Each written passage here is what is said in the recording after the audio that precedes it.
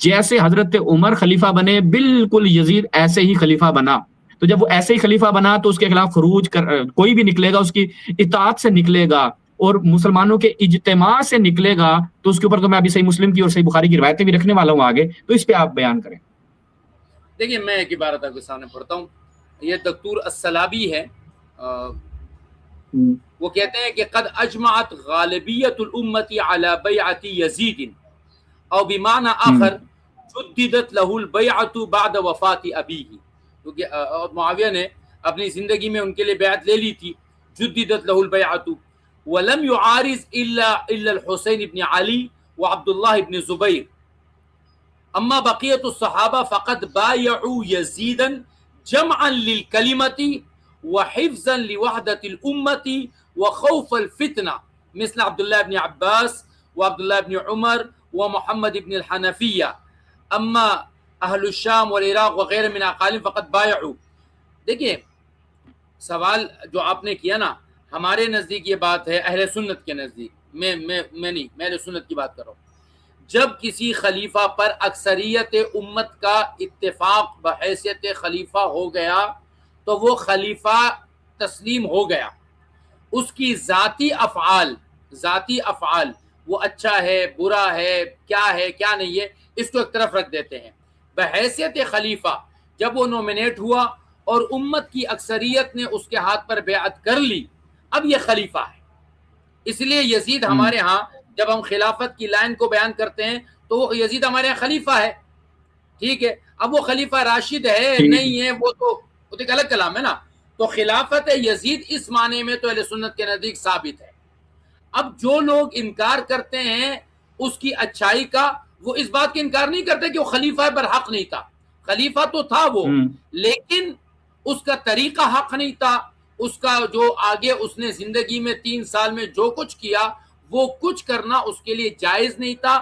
ناجائز امور کی وجہ سے کسی کے نزدیک موجب لعن ہے, کسی کے نزدیک موجب طعن ہے, کسی کے نزدیک وہ جہنمی ہے. مفتی صاحب آپ میرا سوال ابھی تک نا مجھے جواب نہیں مل پا رہا, شیعہ مطمئن نہیں کر پا رہے آپ, افسوس کے ساتھ کہنا پڑتا ہے کہ بھائی یزید جب معاویہ صاحب نے خلیفہ بنایا, آپ کہتے ہیں معاویہ صاحب کو نہیں کرنا چاہیے تھا. پہلی چیز تو یہ ہو گئی بھائی ہمیں پتہ چل گیا کہ ہم آج بیٹھ کے اگر کہیں کہ صحابی کو یہ نہیں کرنا چاہیے تھا, اس صحابی سے زیادہ تشخیص دینے والا مفتی عبد الباقی صاحب جیسی شخصیت ہو سکتے ہیں, ٹھیک ہے. یعنی جو کہہ سکتے ہیں بھائی صحابی صاحب آپ کو یہ نہیں کرنا چاہیے تھا, لیکن وہ معاویہ صاحب کو اتنی اس وقت نہیں تھی جتنی آج مفتی عبد الباقی صاحب کو ہے. تو معاویہ یزید کو جو خلیفہ بنا رہا ہے وہ کس وجہ سے بنا رہا ہے؟ آپ کہتے ہیں امام حسین اپنے زمانے میں اس وقت سب سے افضل تھے, لیکن سارے صحابہ تو یہ نہیں سمجھتے تھے, وہ تو یزید کی بیعت کر رہے ہیں. اگر یہی سارے امام حسین کی بیعت کر لیتے, یہی سارے جتنے بھی ہیں سارے امام حسین کی بیعت کر لیتے اور مفتی عبد الباقی صاحب جیسی سوچ رکھتے, تو یزید تو آگے آنے کی جرت ہی نہ کرتا. تو وہ قتل کے خوف سے, فلاں کے خوف سے, اب میں نے جب کل پیش کیا کہ امام حسن نے قتل کے خوف سے صلح کی, تو آپ نے اس کے حضرت معاویہ کے لیے ٹائٹل بنا دیا, ٹھیک ہے. آج یزید کے لیے ٹائٹل نہیں بن رہا, یہ کیسا ہو گیا؟ باؤ کا تجر ہو گئی, آپ کی بات تو جر دے رہی, ہماری بات جر نہیں دے رہی, یہ کیسے ہو رہا ہے؟ نہیں دیکھیں یہ عبد الباقی نہیں کہہ رہا ہے, یہ تو تاریخ بتا رہی ہے نا, اور تاریخ کے بعد جو ہمارے مؤرخین ہیں انہوں نے جو بات لکھی ہے, عبد الباقی صرف اس کو نقل کرنے والا ہے. ہم بھی برائے نام مفتی ہیں, ہم تو صرف ناقل ہے. آپ کی بات بھی بغیر حوالے کی کچھ نہیں ہے, میری بات بھی بغیر حوالے کی کچھ نہیں ہے. اگر میں حوالے پیش نہ کروں تو آپ مجھے کہاں کوئی حیثیت دیں گے؟ ہماری جو ساری بات ہے یہ تو تاریخ کے اوراق نے خود ثابت کیا کہ ایسا نہیں کرنا چاہیے تھا. بلکہ میں پڑھ رہا تھا وہاں پر یہاں تک لکھا تھا کہ صحابہ میں ایسے بھی تھے کانو احق بالخلافت من ابیہ, یزید کے زمانے میں ایسے لوگ تھے کہ یزید کے باپ سے بھی زیادہ خلافت کے مستحق تھے. تو ہمارے نزدیک تو یہ بات ہے کہ معاویہ کے اس فیصلے کا دفاع نہیں ہے, کبھی بھی دفاع نہیں ہے. ہاں لیکن یزید کے کیے ہوئے کارناموں کو ہم حضرت معاویہ کی جولی میں ڈال کر حضرت معاویہ پر طعن شروع کر دے. حالانکہ اگر آپ ہماری تاریخ سے واقف ہے تو حضرت معاویہ رضی اللہ تعالیٰ عنہ نے یزید کو خود حضرت حسین رضی اللہ تعالیٰ عنہ کے بارے میں اچھی وصیت کی تھی کہ ان کا خیال رکھنا, ان کے ساتھ اچھے معاملات کرنا. وہ یزید نے نہیں کر سکا, یزید اس معاملات میں کامیاب نہ ہو سکا. تو ہم یہ کہتے ہیں کہ حضرت حسین رضی اللہ تعالیٰ عنہ کی موجودگی میں خلافت شورا کے حوالے ہونی چاہیے تھی، حضرت حسین رضی اللہ تعالیٰ کو خلافت ملنی چاہیے تھی، نہیں ملی، ایک خلافت قائم ہو گئی۔ اب سوال یہ اٹھتا ہے کہ خلافت یزید جب قائم ہوئی تو کیا اب ان کے خلاف نکلنے والے دو لوگ زبیر ابن زبیر اور حسین ابن علی رضوان اللہ علیہ مجمعین، کیا یہ دونوں باغی ہیں؟ کیا انہوں نے بغاوت کی ہے؟ تو ہم ان دونوں کو باغی نہیں مانتے، ہم ان دونوں کو باغی نہیں مانتے، ٹھیک ہے۔ لیکن کیا یزید کی خلافت کو ماننے والے جو صحابہ تھے وہ غلط تھے؟ نہیں، اس لیے کہ اتنا خون بہہ گیا تھا کہ جس چیز نے حسن جیسی شخصیت کو صلح پر مجبور کر دیا تھا، اسی چیز نے ان حضرات کو بھی یزید کے عہد پر بیعت پر مجبور کر دیا۔ مفتی صاحب آپ کیسے کہہ سکتے ہیں کہ ہم ان کو باغی نہیں کہہ سکتے؟ بھائی آپ اگر اپنے مذہب سے ہٹ جائیں، شیعہ ہو جائیں تو آپ کی بات درست ہے۔ آپ ایک اہل سنت ہو کر کیسے اپنی بخاری مسلم کی روایات کو پس پش ڈال سکتے ہیں؟ اب میں آپ کے سامنے روایت رکھتا ہوں رسول اللہ کی، اور رسول اللہ نے یہ حکم دیا تھا کہ امام حسین علیہ السلام کو شہید کر دو آپ کے مذہب کے مطابق، رسول اللہ کا حکم ہے، یہ ملاحظہ کریں، صحیح مسلم ہے، یہ میں آپ اسکرین پر لا رہا ہوں۔ شیعہ ہونے کا بھی اگر آپ کلمہ پڑھیں میں آپ کو پڑھوانے کے لیے تیار ہوں، مجھے مشکل نہیں ہے، لیکن سنی ہو کہ آپ یہ باتیں کریں گے مفتی صاحب تو یہ غلط بات۔ میں یہاں پر ایک یہ سوال روایت یہ ہے۔ اٹھانے لگا ہوں، میں ایک سوال اٹھانے لگا ہوں کہ اہل تشیع جو یہ بات کرتے ہیں کہ ہم مسلمان ہیں اور ہم امت رسول صلی اللہ علیہ وسلم ہے، تو ایک آدمی اگر سنی سے شیعہ ہونا چاہتا ہے تو اس کو نئے کلمے کی ضرورت کیا ہے؟ تو مسلمان اس کو اس لیے کلمے کی ضرورت نہیں، زیادہ ہم زیادہ آپ کو اگر ایمان کے بالا درجے پہ لے کے جانا چاہتے ہیں، دیکھیں ہم آپ کو ایمان کے بالا، جیسے کہ نا یا ایھا الذین آمنوا آمنوا، قرآن مجید کیا کہتا ہے؟ اے ایمان والو آمنو، یا ایھا الذین آمنوا آمنو، تو ہم بھی آپ کو وہی آمنو کی طرف لے کے آنا چاہتے ہیں۔ اب میرا سوال مفتی صاحب یہ دیکھیں، صحیح مسلم کی روایت ہے ناظرین، اب مفتی صاحب کے سامنے میں آج کی سٹریم کا سب سے سخت سوال رکھ رہا ہوں، اگر مفتی صاحب ہمارے اس بونسر کو اچھے سے دفاع کر جاتے ہیں تو میں سمجھوں گا کہ واقعی بھائی مفتی صاحب کامیاب ہو گئے۔ مفتی صاحب میرا سوال پوری تاریخ کو ایک ہی اس میں جمع کرتا ہے، کوزے میں بند کرتا ہوں پوری تاریخ کو۔ امام حسین علیہ السلام نے یزید کی خلافت کو نہیں مانا اور وہ نکلے تاکہ اپنی حکومت سٹیبل کریں، کوفہ کے خطوں کے اوپر چلے، خطوط آئے، وہ سب کچھ ہوا، انہوں نے نکلے، یزید کو اپنا امام نہیں مانا۔ اب وہ اپنی بیعت لینا چاہتے تھے اور حضرت مسلم کو بھی بھیجا، تو رسول اللہ نے کیا فرمایا؟ قالا رسول اللہ اذا بوئع خلیفتین فاقتلوا الآخر منہما، تو دوسرے کو قتل کر دو۔ تو یزید اور یزید کی فوج نے، عبید اللہ ابن زیاد نے تو اس رسول کی حدیث پہ عمل کیا ہے، اس لیے ابن عربی مالکی نے الواسم والقواسم میں کیا کہا، من القواسم میں کیا کہا کہ قتل الحسین بسیف جدہ، کہ حسین اپنے جد کی تلوار سے قتل ہوئے، چونکہ آپ کے صحیح مسلم کی یہ ایک روایت بتاتی ہے کہ ایک خلیفہ کا خلافت ہو گئی، یزید کی خلافت ہو گئی، کیسے؟ استخلاف کے ذریعے بھی ہو گئی، اجماع کے ذریعے بھی ہو گئی، ٹھیک ہے، جیسے حضرت عمر کی ہوئی، حضرت ابوبکر کی ہوئی۔ اب کوئی دوسرا نکلے گا تو اس کا قتل واجب ہے، اور امام حسین علیہ السلام آپ کے مذہب میں واجب القتل تھے جناب۔ آئیں بسم اللہ۔ میرا پھر آپ سے ایک سوال یہ ہے کہ کیا آپ کے ہاں حسین رضی اللہ عنہ کی بحیثیت خلیفہ حسین رضی اللہ عنہ کی بیعت ہو چکی تھی؟ ہمارے ہاں بیعت، کسی کو کوئی بیعت کرے نہ کرے امامت کے لیے شرط نہیں ہے، نہیں، وہ تو منصوص ہے، خدا کا نمائندہ، اس کو لوگ مانے نہ مانے۔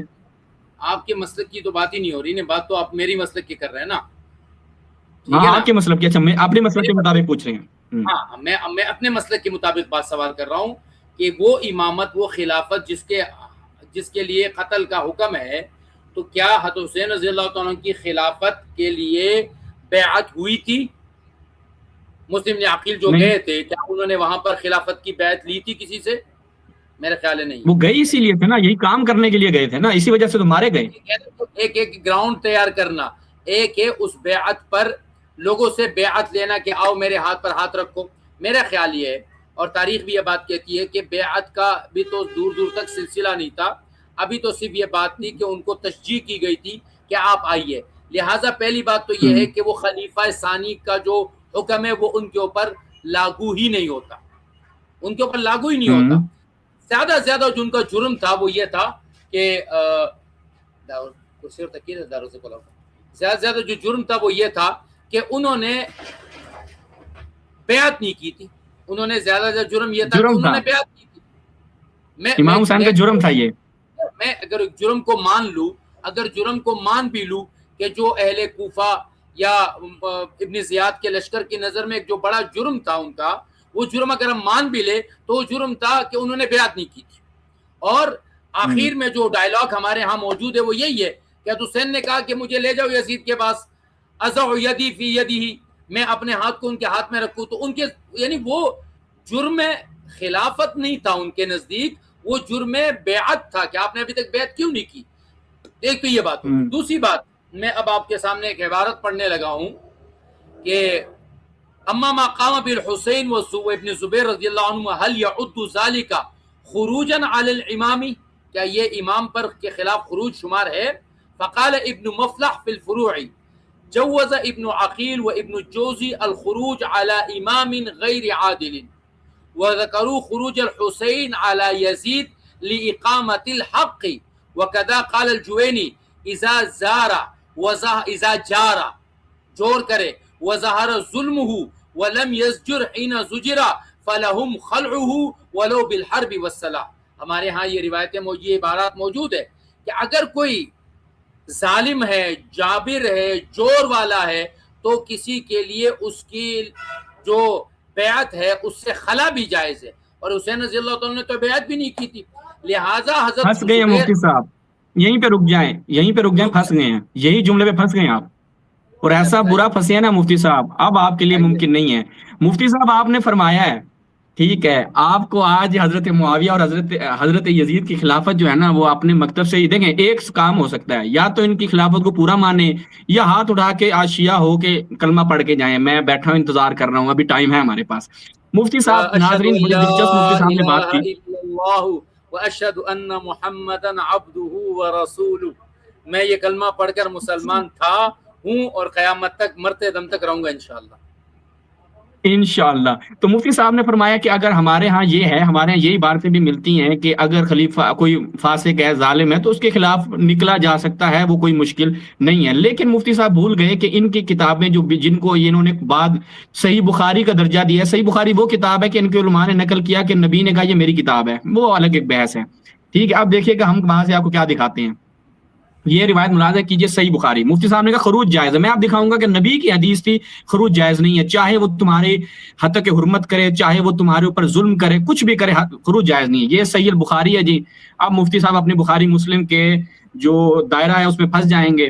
وہ یہ ہے کہ من کاریا من امیر شیئا فلیصبر، جو کوئی اپنے امیر سے کوئی بری چیز دیکھے تو اس پر صبر کرے. فانہ من خرج من السلطان شبرن، ایک بالشت بھی اگر کوئی سلطان کے خلاف نکلتا ہے، ماتا میتتن جاہلیہ، امام حسین علیہ السلام آپ کے مذہب کے مطابق العیاذ باللہ ماتا میتتن جاہلیہ. آگے دیکھیں، من را من امیر شیئا یکرہ فلیصبر علیہ، امام حسین کو اہل سنت مذہب کے مطابق صبر کرنا چاہیے تھا، انہوں نے نہیں کیا. بخاری مسلم کہتے ہیں کیوں؟ فانہ من فارق الجماع، امام حسین نے جماعت کو توڑا. یزید کی سارے بیعت کر چکے تھے، یزید صاحب کو ہونا چاہیے تھا خلیفہ، اور امام حسین کو کرنی چاہیے تھی اطاعت، وہ نکل پڑے. اور کیا مفتی صاحب نے کہا ان کا جرم تھا فمات الا مات میتۃ جاہلیہ، امام حسین علیہ السلام العیاذ باللہ اہل سنت مذہب کے مطابق. پہلی روایت کیا تھی مسلم کی؟ واجب القتل تھے رسول کی حدیث کے مطابق. اب رسول کی حدیث کے مطابق مفتی صاحب کہہ رہے تھے کہ جی ان کو خروج کر سکتے ہیں، لیکن رسول نے فرمایا صبر کرنا ہے. آپ خروج کہہ رہے ہیں، رسول صبر کہہ رہے ہیں. بخاری مسلم کہہ رہی ہے صبر کریں، مفتی عبدالباقی صاحب کہہ رہے ہیں جی خروج کر سکتا ہے. اور اس دو حدیثوں کے مطابق ابھی میں مسلم بھی رکھ سکتا ہوں، لیکن اسی پہ ہم اکتفا کرتے ہیں. خروج کرنا تو اصلا جائز ہی نہیں ہے کسی بھی صورت میں، چاہے وہ ظالم ہے، فاسق ہے، جابر ہے، آپ کے ساتھ کچھ بھی کرے، آپ نے صبر کرنا ہے. حذیفہ کی بھی صحیح مسلم میں روایت ہے، کئی روایتیں. ماتا میتۃ جاہلیہ. مفتی صاحب اب آپ کے لیے نکلنے کا کوئی آپشن نہیں ہے یہاں سے.